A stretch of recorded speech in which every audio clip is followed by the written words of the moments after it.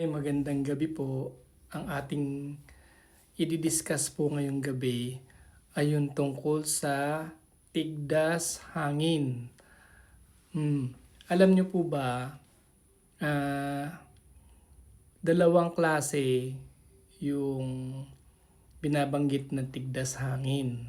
Yung isa yung German measles at saka yung isa yung Roseola infantum.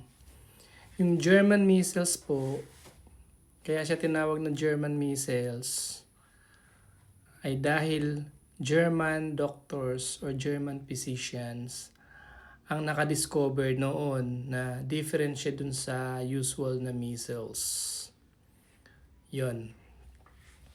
German physicians ang unang nakadiscover, hindi si Hitler o nanggaling ba siya sa Germany. German doctor ang nakadiskubre na ito ay kakaiba ito sa measles kaya tawagan nating German measles, yung rubella. Yung rashes po ng rubella o German measles, maglalagnat yung bata, tapos may lagnat na siya, may rashes na siya agad. Ayan. Mild lang po yung German measles sa totoo lang. Mas mild siya dun sa totoong measles.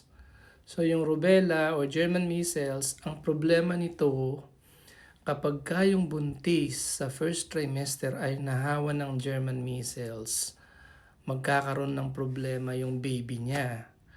Yung congenital rubella syndrome, pwede siya magkaroon ng deafness, bingi, meron siyang microcephaly, maliit yung ulo niya.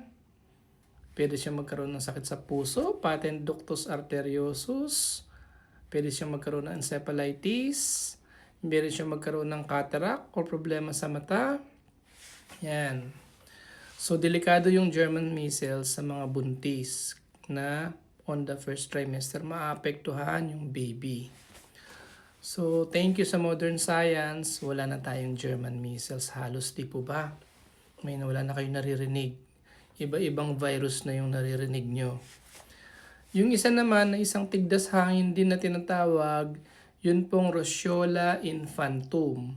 Yung Roseola infantum naman sa 2 years old, 6 months to 2 years old. Yung bata magkakaroon ng mga lagnat mataas 3 to 5 days, tapos yung bata parang wala lang. Basta nilalagnat lang siya. Tapos pag nawala na po yung lagnat niya, doon lalabas yung rashes. Minsan ang rashes usually nag-i-start sa dibdibs o sa likod. Hindi kagaya ng German measles, minsan sa mukha. Itong Roseola infantum na isang tigdas hangin din, nagsisimula sa trunk and back, ganun. Tapos, yung rashes ng Roseola infantum, hindi siya makate. Ayan. Parang wala lang. Ayan.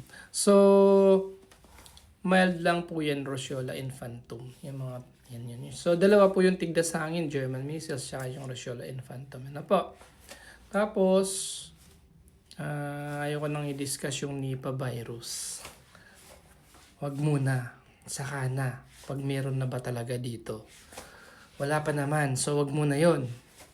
Meron pang isang virus na sumisikat na gusto ko sanang i-research yung wildfire virus.